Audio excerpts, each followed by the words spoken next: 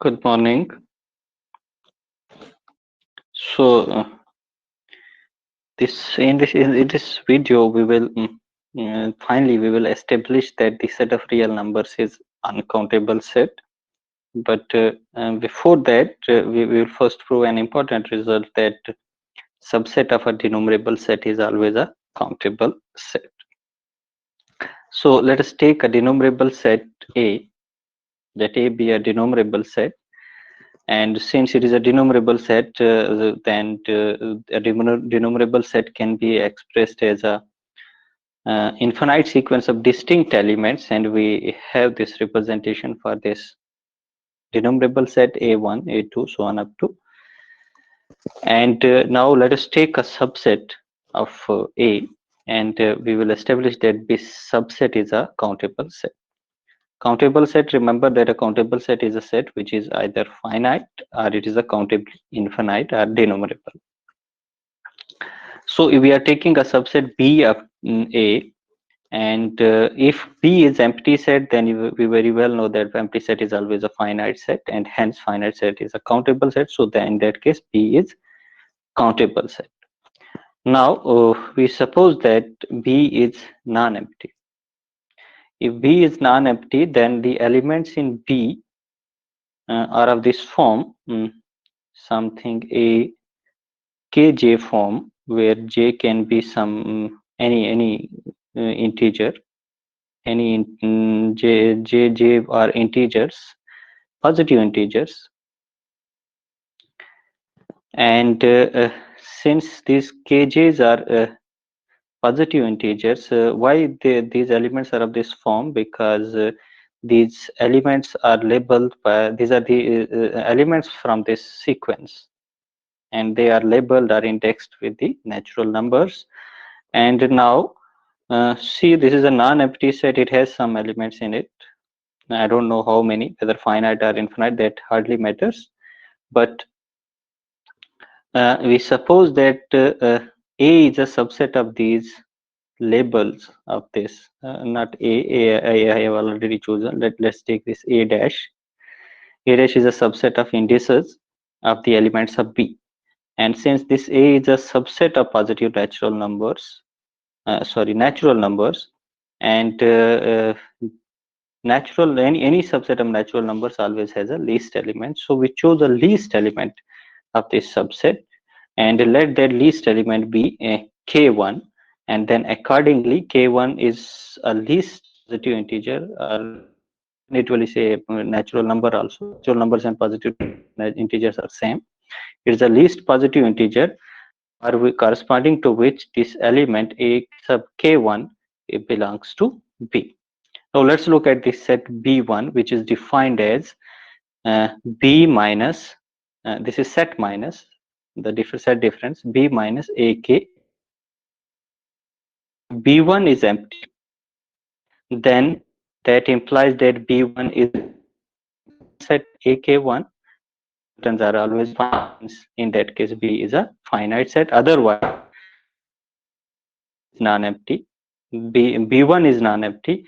Then again, choose another, the way we chose K1, we chose K to be the least positive integer, such that the element A sub K2 belongs to B1. Now, we take out this AK2 out of B1, that is equivalent to take out AK1, two elements, AK1 and AK2 from B, and let that set be denoted by B2. And also note that this index K1 is strictly less than K2, because K1 was chosen at the first stage. Otherwise, K1 would have been greater than K2. Now, again, repeating the same thing with B2, and if empty, then we will have B containing two elements, AK1 and AK2. Reduces this B to be a finite set and hence a countable set. Otherwise, when you have B2 to be non-empty, and then continuing this way, we get a set which we denote by B sub m minus 1, which is obtained by taking out elements AK1, AK2, so on up to AKM minus 1 out of B. And then again we assume that we have the following possibilities, that this set Bm minus 1 is either empty, or if it is empty, then B becomes equal to this set, which is a finite set and hence a countable. So now the question is how long this process will go on. This process will depend upon whether B is finite or infinite. This process will stop if B is finite, and it will not stop if B is infinite. But when B is finite, then it is clear that it is a countable set. So next we look at whether B is when B is infinite set. So we suppose now that B is a infinite set. In case of finite, it is always countable. And in case of infinite set, we will continue this process as long as we can. Now, in case of infinite, we suppose we have defined this element akm minus 1. Accordingly, the way ak1 was defined, the ak2 was defined, depending upon their indices being the least positive integers in these sets, in corresponding sets. And let km be the least positive integer such that now this akm, we are defining now the next element akm, and we defined the same way. And we are choosing this a least positive integers. A sub km belongs to this set B minus ak1, ak2, and such k will exist. Now, because we have taken B to be infinite,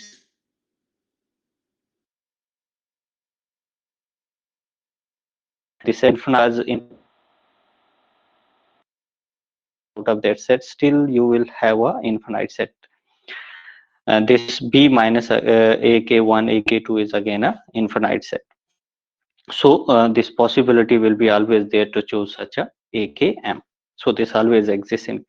So now what is happening in this way? We are choosing for every natural number m in n. We are able to find for every natural number m in n. We are able to find akm in data B, and to be precise, we are m in this set, taking out ak1 up to ak m minus 1. And this is k1 by this inequality. They form a strictly sequence indeed. They form a strictly increasing sequence. Now this construction actually giving us a function, and the function that we can now construct using this construction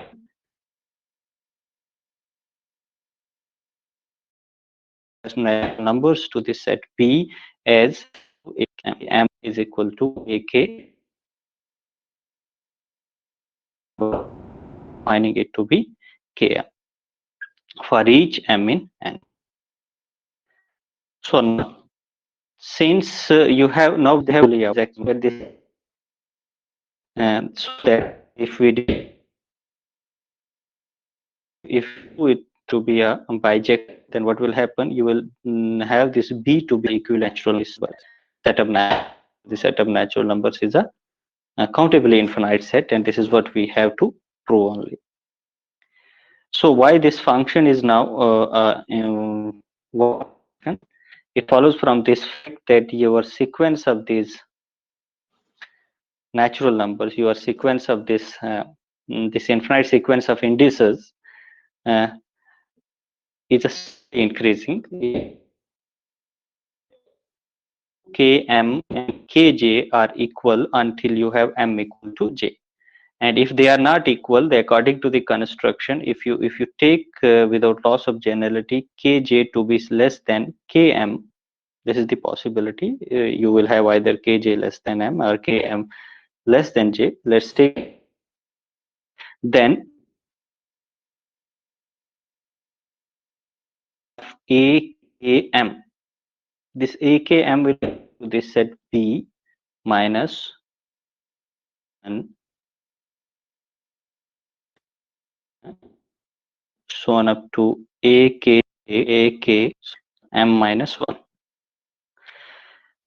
The set, now you see this element a sub km is an element of b minus some elements here, and the elements that we are taking out of this b includes kj also, because kj is to m. So that means akm is not part of this. One of these elements is equal to akm. In particular, akm is not equal to, when you say that akm is not equal, what is akm? Akm is a image of km under f, and this akj is a image of kj under f.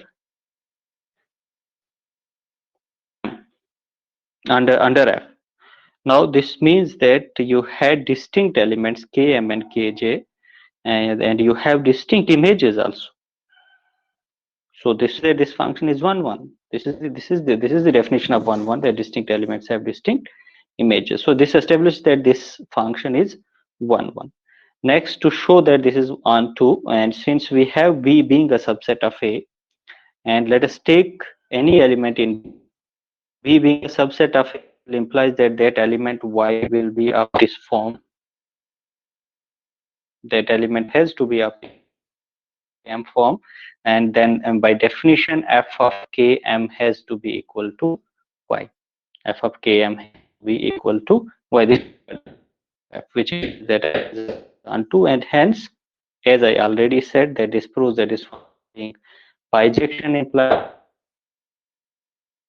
set of natural numbers becomes equivalent to this set b, that b is a denumerable. Thus, in all the cases, b is either finite or denumerable, and this proves that this b is a denumerable.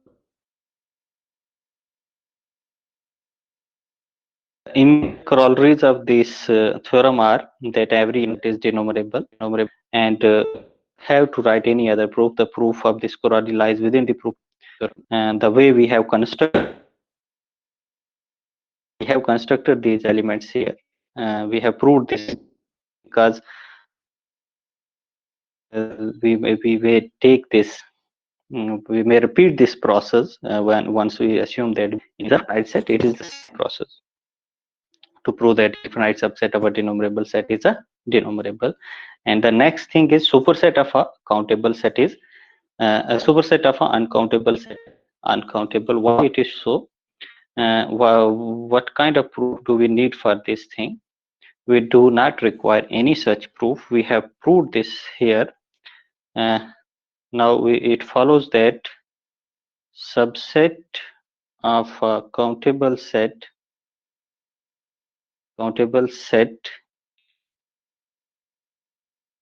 what it means. So if you take subset of a countable and you suppose x is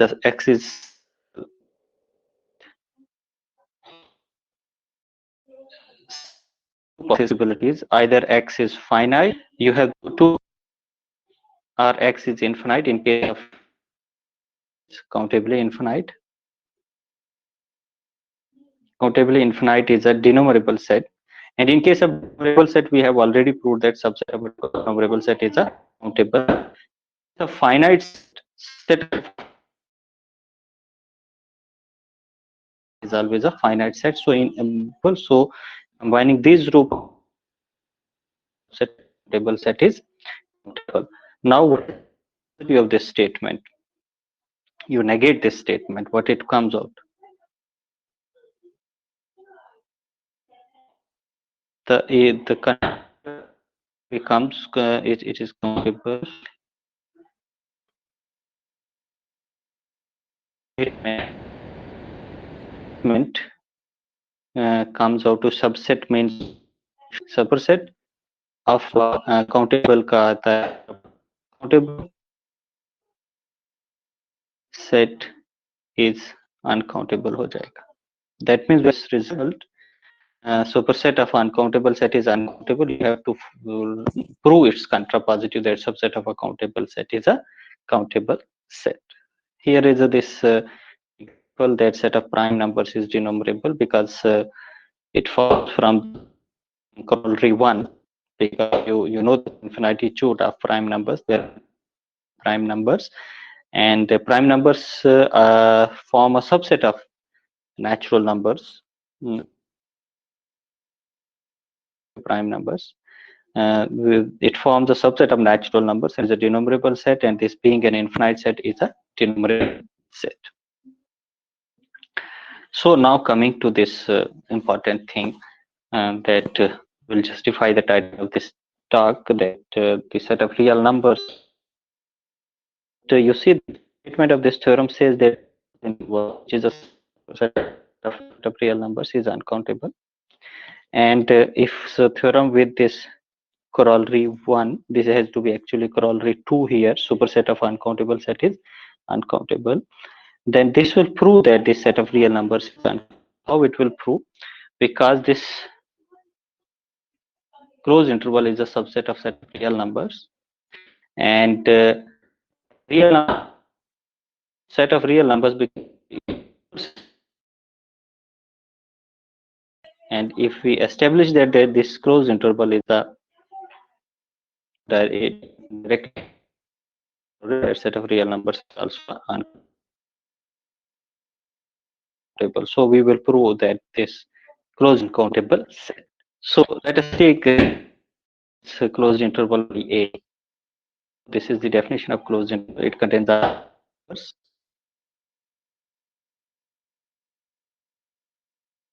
We have to show that A is uncountable, and we will prove it by again through contradiction that is countable.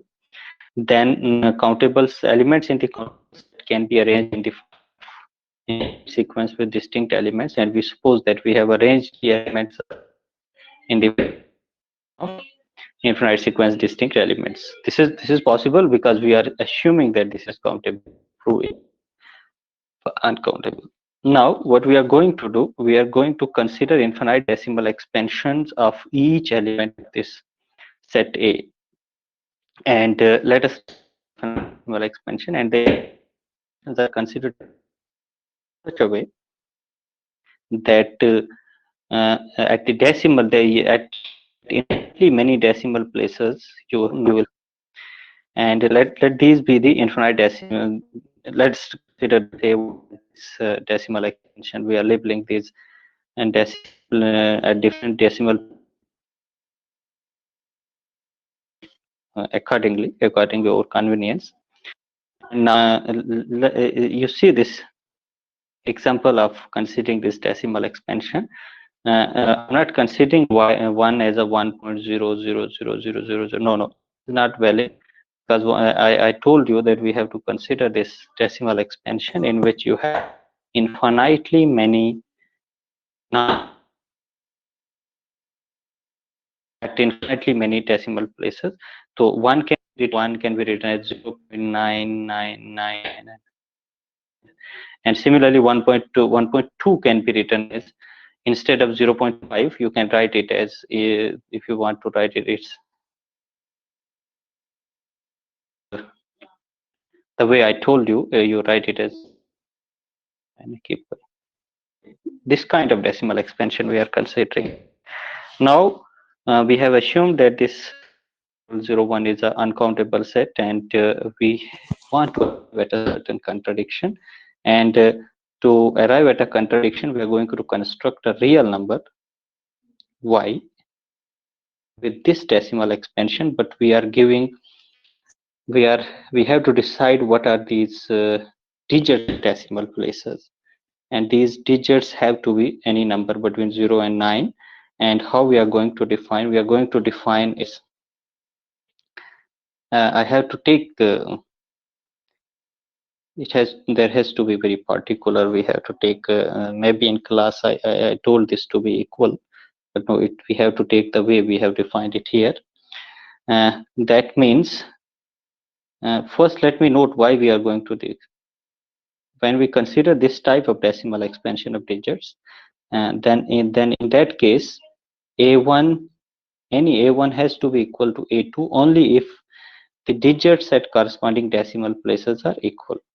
So we are constructing B in such a way that the decimal digit at first place, that is the B1, should not be equal to X11, because we can, I will have other choices. I'm discarding X11. I have other choices. I will have other 9 choices still to choose B1. Then I will choose B2 in such a way that B2 is not equal to X22.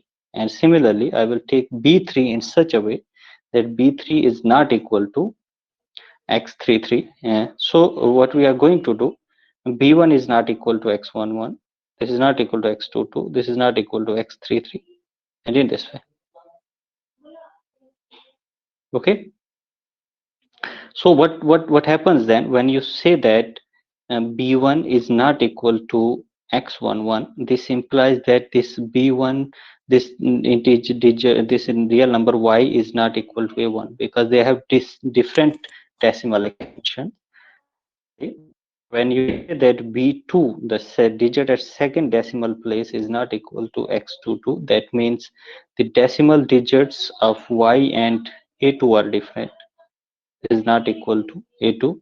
And in this way, since you will have Bn not equal to Ann, that will imply that Y is not equal to this real number An. In this way, this Y is a real number which is not equal to any one of these A1s, Ans. That means this Y doesn't belong to this set A. But if you look at this Y, what is the Y? Y is a real number which lies between 0 and 1.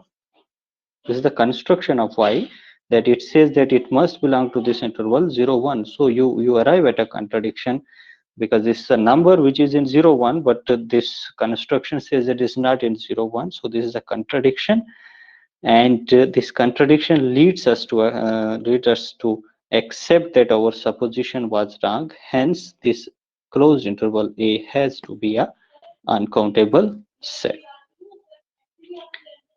And as I already told, this proves, and I have mentioned here also, that R is a uncountable set, because R becomes now a superset of uncountable set of 0, 1.